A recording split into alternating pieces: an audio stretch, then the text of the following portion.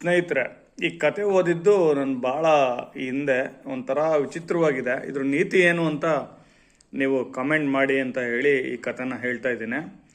ಒಬ್ಬ ರಾಜ ಇರ್ತಾನೆ. ಅವನೊಮ್ಮೆ ಅರಣ್ಯಕ್ಕೆ ಹೋದಾಗ ಅಲ್ಲಿ ಕೆಲವು ಕಪ್ಪೆಗಳು ಅವನನ್ನ ರಿಕ್ವೆಸ್ಟ್ ಮಾಡ್ತವೆ, ರಾಜ ನಾನು ನಿಮ್ಮ ಅರಮನೆಯಲ್ಲಿ ಇರಬೇಕು, ಕರ್ಕೊಂಡು ಹೋಗು ಅಂತ ಅಂದ್ಬಿಟ್ಟು. ಸೊ ಅವನು ರಾಜ ಪಾಪ ಏನೋ ಕಪ್ಪೆಗಳು ಕೇಳ್ತಾ ಇದ್ದಾವೆ ಅಂತ ಅಂದ್ಬಿಟ್ಟು ಕರ್ಕೊಂಬಂದು ಅರಮನೆಯಲ್ಲಿ ಒಂದು ಪುಟ್ಟ ಸುಂದರವಾದ ಕೊಳ ಮಾಡಿಬಿಟ್ಟು ಅಲ್ಲಿ ಆ ಕಪ್ಪೆಗಳನ್ನ ಬಿಡ್ತಾನೆ.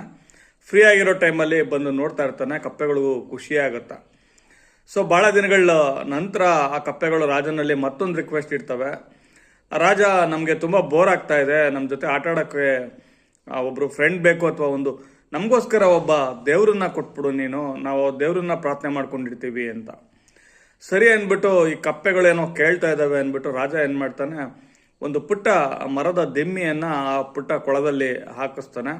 ಕಪ್ಪೆಗಳು ಭಾಳ ಖುಷಿಯಾಗಿ ರಾಜ ನಮಗೋಸ್ಕರ ದೇವ್ರನ್ನ ಕಳಿಸ್ಕೊಟ್ಟಿದ್ದಾನೆ ಅಂತ ಆ ಮರದ ದಿಮ್ಮಿ ಮೇಲೆ ಹತ್ತಿ ಕೂತ್ಕೊಳ್ಳೋದು, ಡ್ಯಾನ್ಸ್ ಮಾಡೋದು, ಜಂಪ್ ಮಾಡೋದು ಎಲ್ಲ ಮಾಡಿ ಆರಾಮಾಗಿರ್ತವೆ.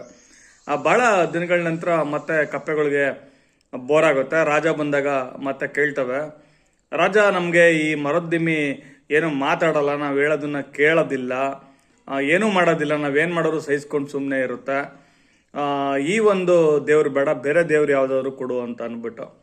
ಸೊ ಅವಾಗ ರಾಜಂಗೆ ಯಾಕೋ ಸ್ವಲ್ಪ ಕೋಪ ಬರುತ್ತೆ. ಅವನು ತಡಿ ಮಾಡ್ತೀನಿ ಅಂದ್ಬಿಟ್ಟು ಒಂದು ಬಕಪಕ್ಷಿ ಅಂದರೆ ಕೊಕ್ರೆಯನ್ನು ತಂದು ಆ ಪಾಂಡಲ್ಲಿ ಅಂದರೆ ಕೊಳದಲ್ಲಿ ಬಿಡ್ತಾನೆ. ಇದು ಕತೆ. ಇದ್ರ ನೀತಿ ಏನು ಅಂತ ನೀವು ಹೇಳಿ.